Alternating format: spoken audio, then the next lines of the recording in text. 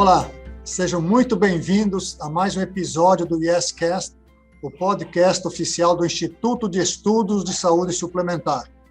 Eu sou José Sequim, superintendente executivo do Instituto.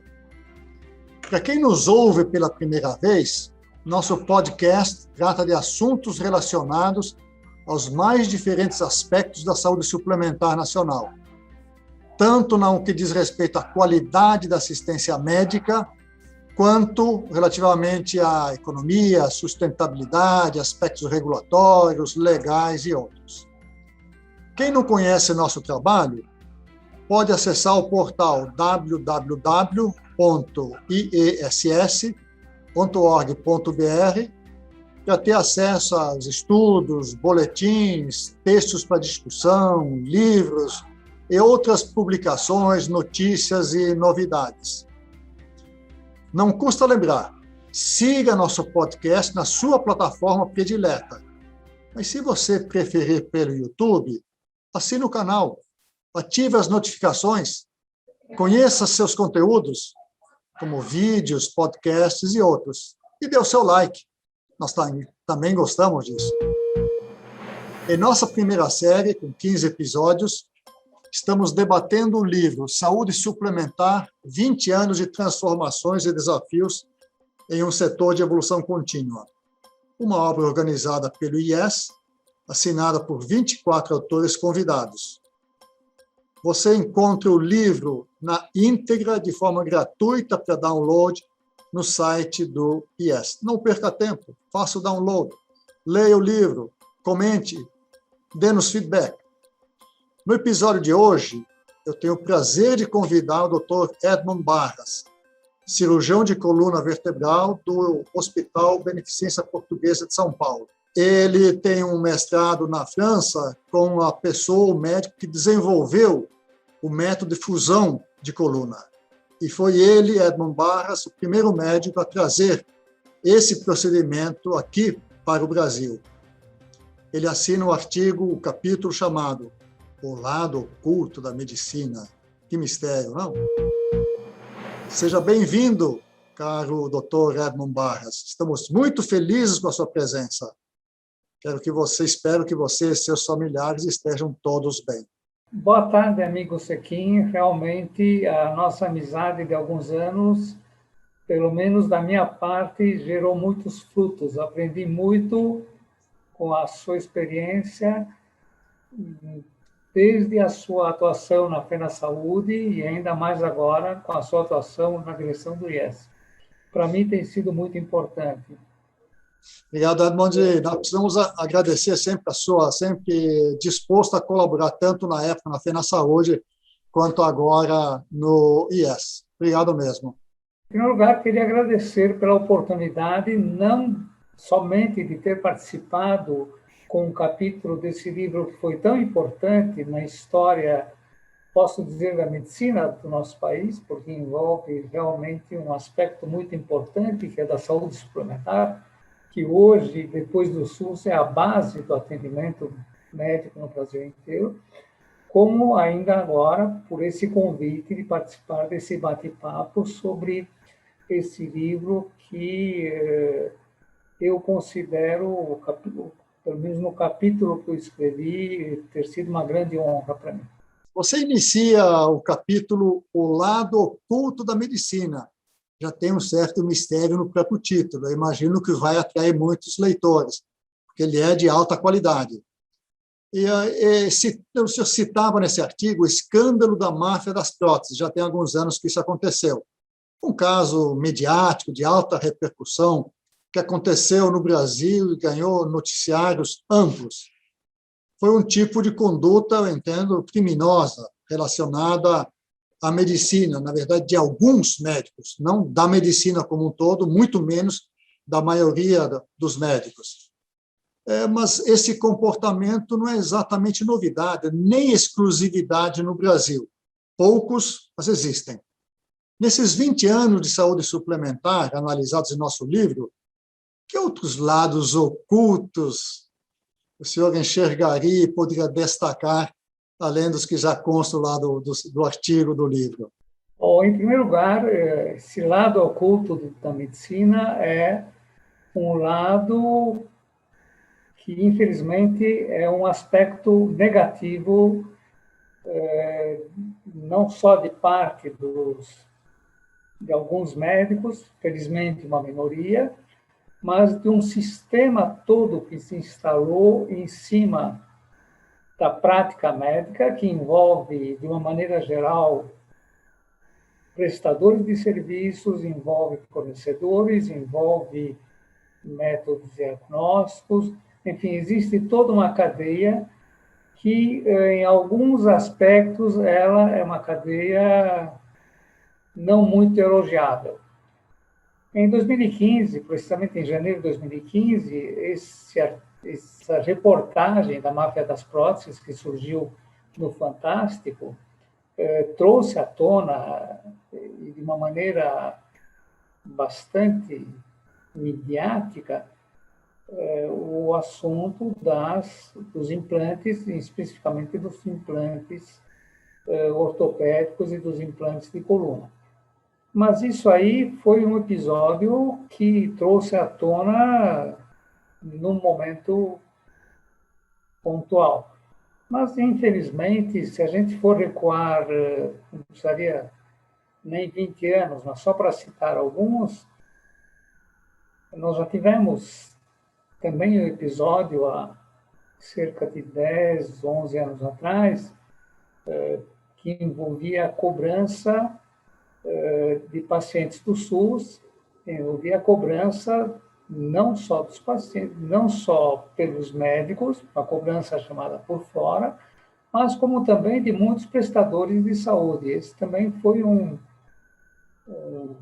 digamos assim, um episódio triste da nossa medicina.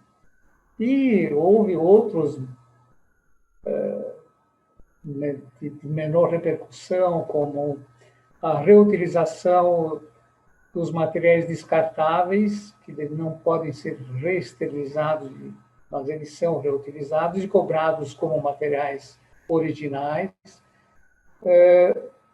Inúmeros casos de faturamentos por procedimentos não realizados, tanto por parte de médicos como de hospitais. Faturamentos faturados em nome de pacientes fantasmas, que não existiam. Então, colocava-se o registro do paciente, mandava-se a conta e o paciente nem sabia que tinha sido submetido àquilo. Eu não queria me estender muito, porque, francamente, quando eu me lembro de tudo isso, isso me traz uma mágoa muito grande. A inventividade do ser humano, seja ele de qualquer profissão, até mesmo no meio eclesiástico, é muito grande para tirar proveito dos outros. Nesse caso em particular, que envolve saúde, procedimentos feitos que não podiam e não deviam, é algo absolutamente desumano e inaceitável, eu entendo, por parte de toda a academia médica e pela sociedade como um todo. Mas eu acho que por trás disso está muito o incentivo financeiro que leva as pessoas a ter esse tipo de comportamento. Só pode ser isso.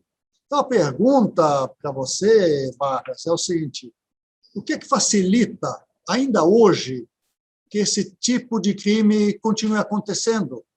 É a questão de regulamentação insuficiente ou inexistente para empresas, profissionais de saúde envolvidos? O que eu posso lhe responder com mais pertinência é o assunto que tem muito a ver com a minha especialidade, né, que é ortopedia e precisamente cirurgia de coluna vertebral.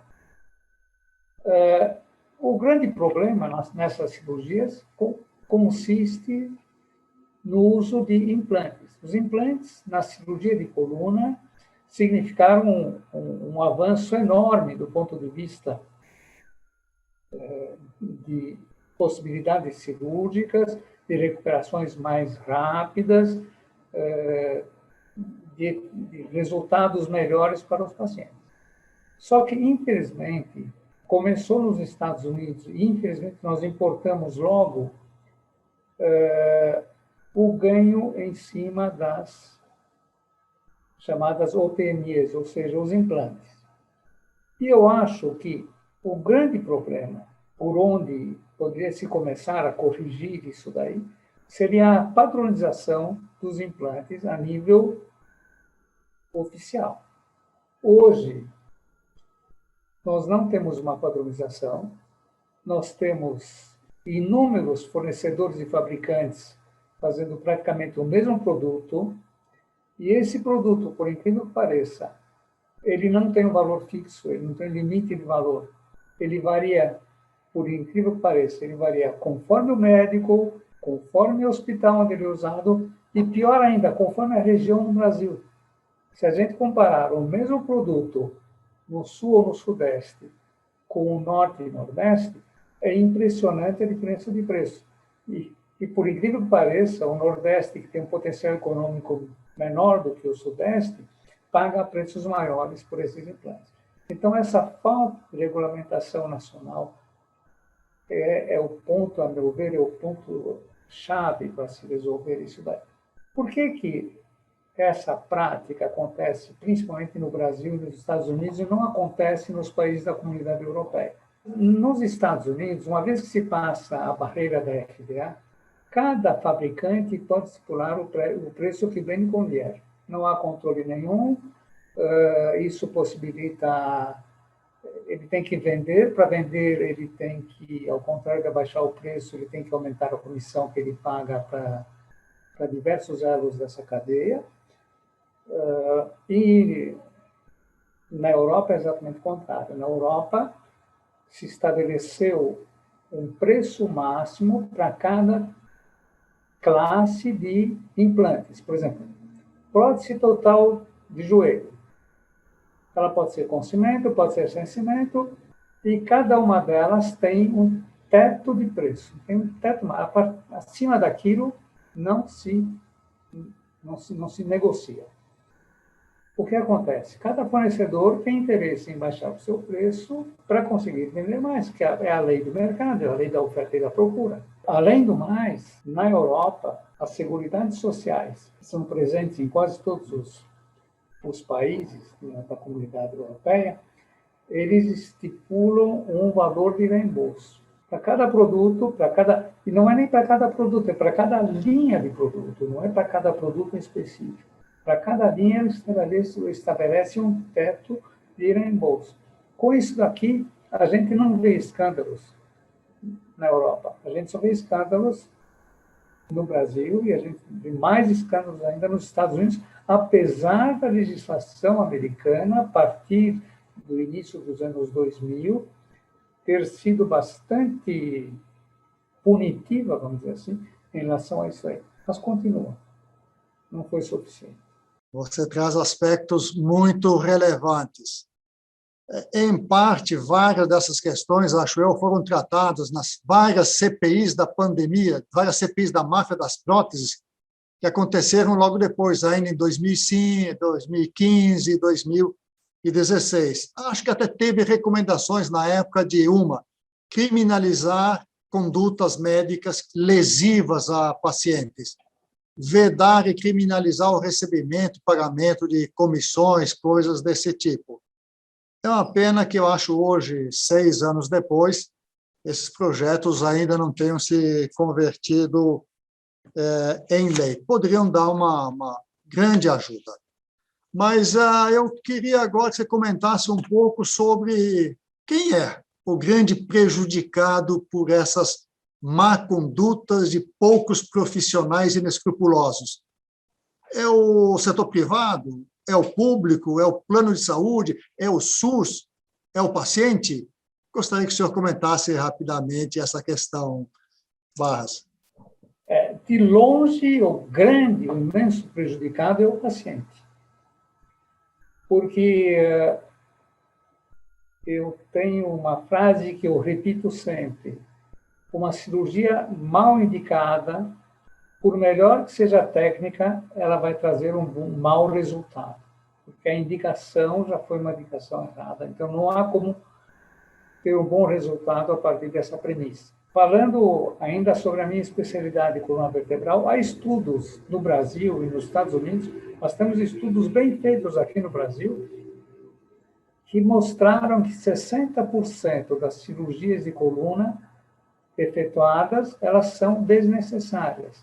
Quer dizer, 6 em cada 10 pacientes poderiam ter sido tratados clinicamente e eles acabam sendo operados.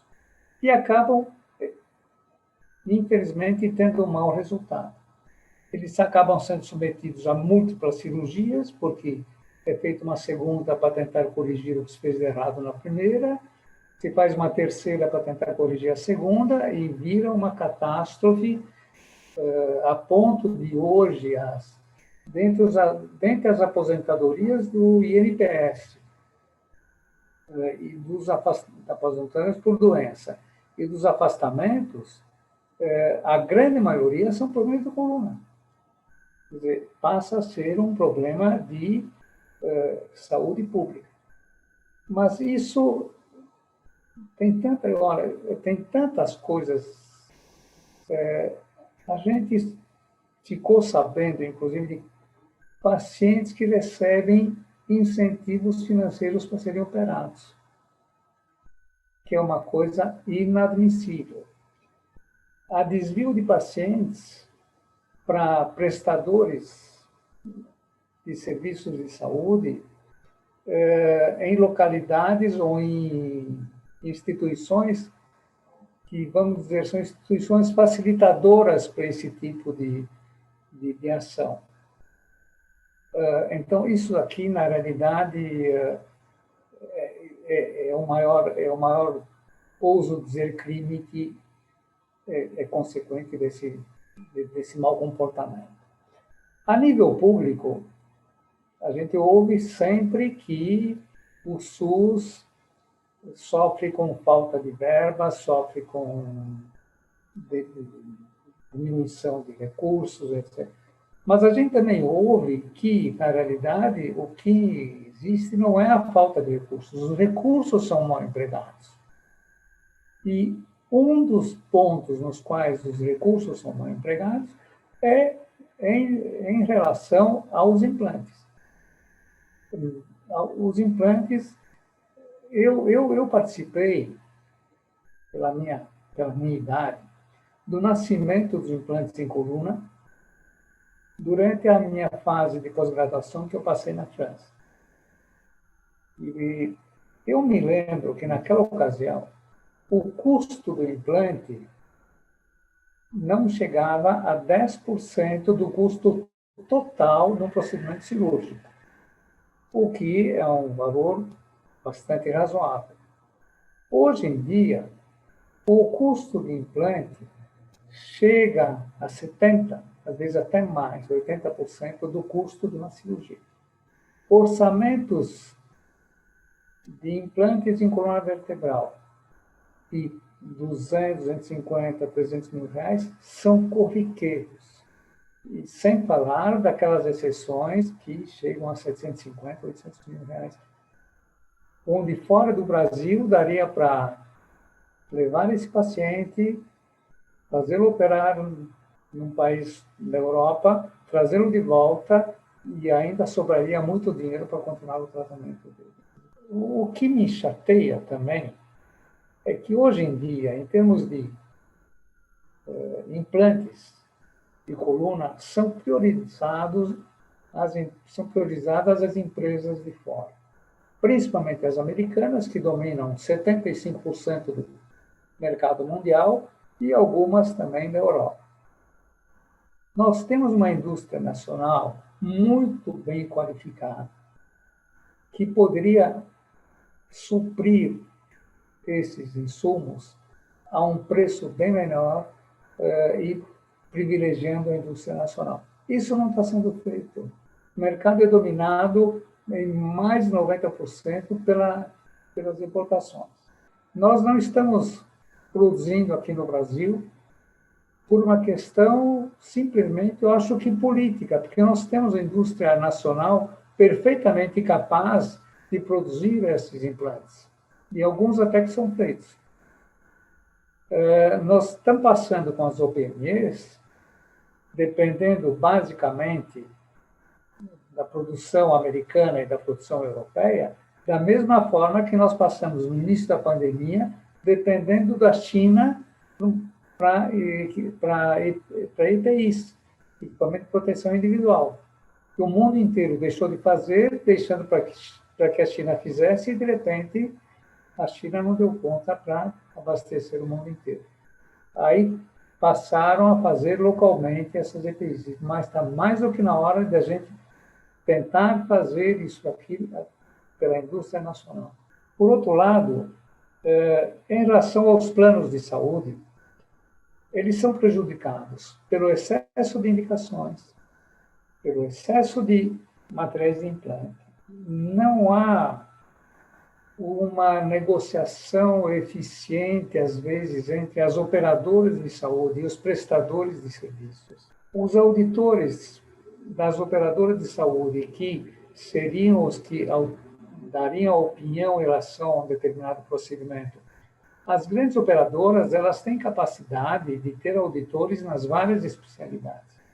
Mas as pequenas operadoras, elas não têm essa condição. Então, na realidade, eles têm um médico que é obrigado a dar pareceres em relação às especialidades que ele mal conhece. Agora, está havendo um movimento das operadoras para dar mais importância à segunda opinião, ou mesmo à junta médica, que é feita por médicos independentes da operadora, e também está havendo a tendência de um sistema de negociação de implantes. Houve o projeto Horizon, que era uma empresa formada basicamente pelo Bradesco e pela Sul América, que tentaram negociar direto com os fornecedores das OPMs, mas agora já estão surgindo empresas independentes que, além de negociarem para as operadoras, servindo de intermediárias entre o fornecedor, a operadora e o prestador de serviços, negociar as OPMs, e também elas estão agora fornecendo também a segunda opinião e mesmo a terceira opinião. E eu acho que esse é um caminho que, a princípio, vai corrigir tanto o problema de excesso de indicações, quer dizer, o problema é essencialmente médico, como vai resolver o problema do excesso e do gasto irreal em termos de implante. Nós avançamos já bastante no tempo, mas eu queria ainda fazer uma pergunta antes de ir para as considerações finais, que é o seguinte: temos aí 6 anos daqueles episódios todos, mudanças, tentativas, discursos, mudança de operadora, dos profissionais, das entidades médicas, etc. Mas eu gostaria de lhe perguntar o seguinte: que mudanças efetivas tivemos no Brasil por conta de todo aquele escândalo que aconteceu aí há 5, 6 anos atrás? Alguma coisa perceptível mudou com as pessoas, no comportamento dos médicos, nas entidades médicas, hospitais, etc.? Para ser sincero, a não ser nos meses que se seguiram aquele fatídico janeiro de 2015, nos quais houve uma retração dessas atitudes em função de todo o escândalo que surgiu, as coisas, infelizmente, hoje continuam iguais. Mudou, talvez, o modus operandi, mas, no fim, continua igual. Do ponto de vista oficial, tivemos algumas CPIs, mas a nível mais localizado, no Rio Grande do Sul fez, mas a nível federal, a nível Brasil, teve um projeto da senadora Ana Amélia, que foi apresentado no Senado em agosto de 2015, mas até agora está engavetado na gaveta do relator e não, na prática não surgiu nada. Agora, eu acho, emendando um pouquinho, eu acho que a função da imprensa nesses atos, eu acho que é fundamental. Por quê? Para esclarecer a população em relação a isso. Não com reportagens sensacionalistas ou reportagens quase que policiais, não, nada disso. Mas para conscientizar a população do problema que existe. Uma das coisas que mais me impressionou e que tenho observado no meu próprio consultório, era uma pergunta que nunca ninguém fazia. Quando eu atendia um paciente já operado e que não estava bem, a pergunta frequente era: doutor, será que eu fui vítima da máfia das próteses? Essa é uma pergunta chocante e a gente só ouviu depois daquilo ali. Eu acho que a imprensa devia ajudar bastante. Acho que, pelo menos nas pessoas, não sei se perdura até hoje, mas na época, sim, despertou um pouco essa preocupação nas pessoas, no paciente. Será que eu estou me submetendo àquilo que é de fato necessário ou não? Quando uma pessoa se submete a algo que não é necessário, você já falou muito bem disso antes, ele, na verdade, fica com dois problemas. O antigo que tinha e mais um da intervenção. Na verdade, é uma intervenção desnecessária. Ele é um crime de lesão corporal, poderia ser tipificado como tal. Não sei se a legislação coloca nesses aspectos, mas certamente você fez o mal a uma pessoa sem ter nenhum bem em relação a isso, né? Olha, doutor Barras, sensacional essa conversa nossa aqui. O doutor Barras mencionou que fez o seu mestrado na França. Ele o fez com a pessoa que desenvolveu o método de fusão de coluna. E ele trouxe esse método para o Brasil já há alguns anos, não é, caro Barras? Em 1978.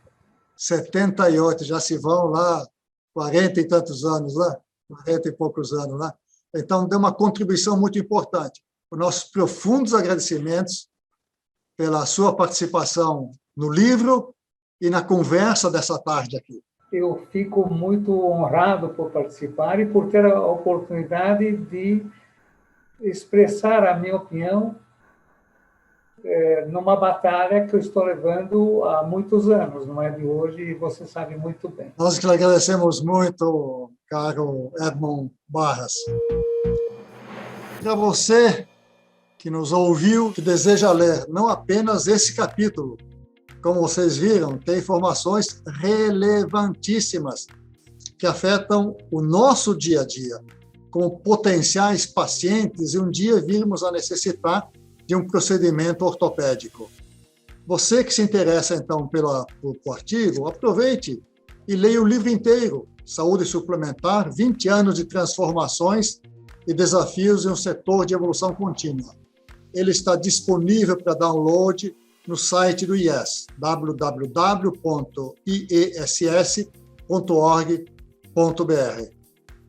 E assim encerramos, eu com enorme felicidade de poder contar com o Dr. Edmond Barras, esse encontro de hoje. Não deixe de nos acompanhar, teremos outros. Até a próxima. Esse episódio foi gravado seguindo todos os protocolos de segurança para evitar a contaminação com o Covid-19. IEScast é uma produção da Letra Certa, Inteligência em Comunicação.